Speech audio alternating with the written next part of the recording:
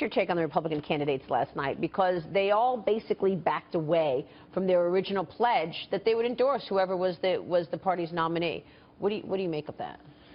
They are jockeying for position, of course, and the American people are looking at this and shaking their heads. It's politics. But it's worse than we've ever seen. Somebody recently described it to me as somewhere between despair and disgust, and I think that's where a lot of folks are. Did you guys see Paul Ryan, obviously the speaker, getting a mixed reception at a Trump rally? Listen to this. This is in his hometown. I want to get your reaction to this, Congressman.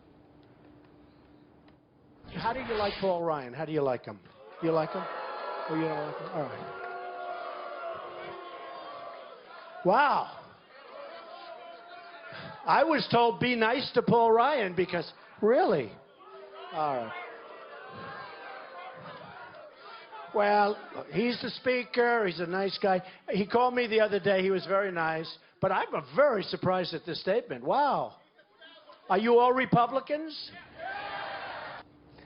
So Paul Ryan gets booed in his hometown, and Donald Trump makes a big deal about it. I mean, look, we know the GOP voters are upset. They're upset by that omnibus that you mentioned earlier, the budget. They feel like they're getting rolled over. Is that what's behind the booing of Paul Ryan, you think? Two things. I think any of us could get booed in our hometown. Some people know me too well, and that's probably the reaction I would get as well. Secondly, Paul represents a marginal district where there are lots of Democrats, and so I think that's part of it. And thirdly, again, politics. And thirdly, yeah, you know, the sort of people who come to some of these rallies, you know, come with a disposition. They're ready to fight. Yeah, and they're ready to voice it. That's why they come. That was a very lovely way of saying that. And they also drive from great distances in many instances, so they might not have been from Paul Ryan's district. Yeah, but isn't it true, though, that they are upset because of what? I mean, they feel like they're, you know, this is the whole pushback on the establishment. They feel like they're not being heard, that, you know, they're getting rolled over. That's why there's this pushback on the establishment. And it's in both parties. Yeah, both parties. There is a lot of frustration in both parties at the way the country's going, especially the economy and jobs not going up. That's true. The question is, what's the best way to solve it? And one of the things Paul Ryan is focused on is to have a positive agenda for House Republicans this fall. So regardless of how the presidential thing comes out, you see what we're for, and we're working, for example, on national security to have that specific plan out there, as well as health care, taxes, and other things. And as part of this, you've got this proposal to reform the Pentagon and its acquisitions program, as you just referred to. Absolutely. We need to get more value out of the money we spend, but we've especially got to be faster, more agile, because of that wide array of threats. So we're trying to change the way the Pentagon does business, cut down on the process, the paperwork, the way, spending money on weapon systems that then get canceled. You know, all of that is just something we can't afford anymore. Are you surprised at this sort of upset and this increase when you see the aggressiveness of a Russia, of a China? I mean, have you seen, and can you characterize how things have changed in that regard in the last few years? No, it's changed tremendously because there is a sense of U.S. withdrawal and U.S. weakness, so aggressors naturally probe and see what they can get away with.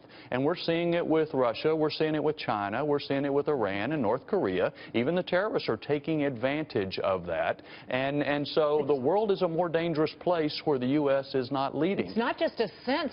This is policy. This is what the administration wants, Congressman. No, you're right. And I think the president's article that got so much attention really reveals that. But that was that long New Yorker piece.